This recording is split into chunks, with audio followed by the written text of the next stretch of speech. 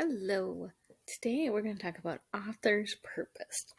Now, you might have heard it's easy as pie, but we're going to go a fourth grade step further and talk about a few other things. Authors write for a reason. There's lots of reasons. Maybe they want to tell a story. Maybe they thought something was funny. Maybe they want you to learn something. So let's take a look at why authors write. Sometimes authors write to persuade you. They're trying to convince you to do something or to agree with them, be on their side. Like, my grandma should win Orange County's best pie contest. Her pie is the best in the world. She makes it from scratch with fresh cherries. Everyone who gets a taste of grandma's cherry pie agrees that there's nothing else on earth like it. She has entered this contest for the past 10 years, but has never yet won. My grandma is most deserving of the award this year, and I know she would be most honored to win. The author's trying to get you to do what? Vote or pick grandma's pie, right? Trying to get you on their side. Sometimes authors write to inform or to give true factual information about a topic. The first pies made in the 12th century were quite different from the pies we eat today. Those early pies appeared in England and were made mainly of crusts with a meat filling. In fact, the pies often contained fowl, and the bird's legs were left intact to hang over the side of the dish to be used as handles. Fruit pies are believed to have been created 400 years later, in the 16th century. So the author wants us to learn about pies. Would you want to eat a pie with bird's feet sticking out of it? I wouldn't. Another thing authors might do is they might entertain. They might write to entertain, to write something for the reader's enjoyment, just for fun. Juliet and Jeff dropped their backpacks by the door. Like always, the twins were ready for a snack after their long day at school. They spotted the last piece of pumpkin pie at the same time.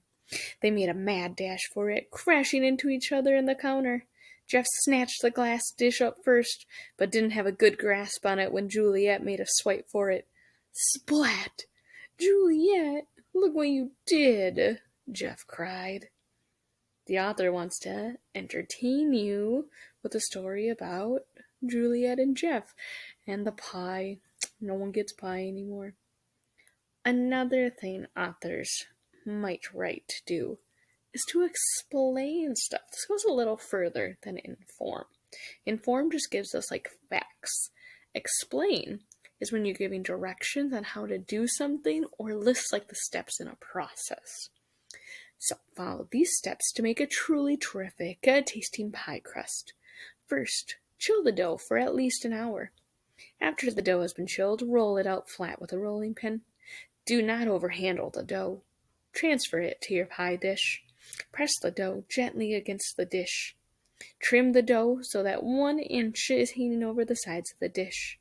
Tuck this rim under itself to create a thick rim. Finally, bake the crust in a preheated oven, 425 degrees, for about 10 to 12 minutes. Right? They're explaining, they're walking you through how to do things, giving you directions. And the last thing authors might write to do is to describe, using descriptive words, those adjectives, trying to get you to feel like you're really there, using all your senses. As soon as I opened the door and stepped into Aunt Mabel's house, the aroma of warm blueberries rushed forward to greet me. I followed the scent into the kitchen, where my gaze fell upon a blueberry pie with a beautiful, perfectly golden lattice crust. Aunt Mabel proudly handed me a slice of her divine creation.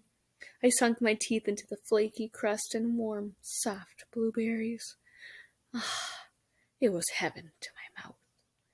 Describing how delicious this pie is.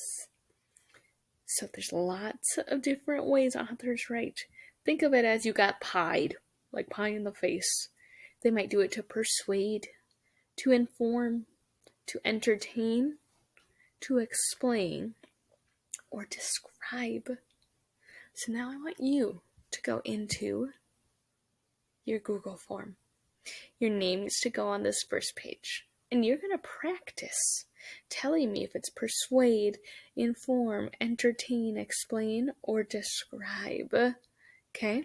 Reading each passage, and then all you gotta do is click your answer. There's only one. Which one is the best?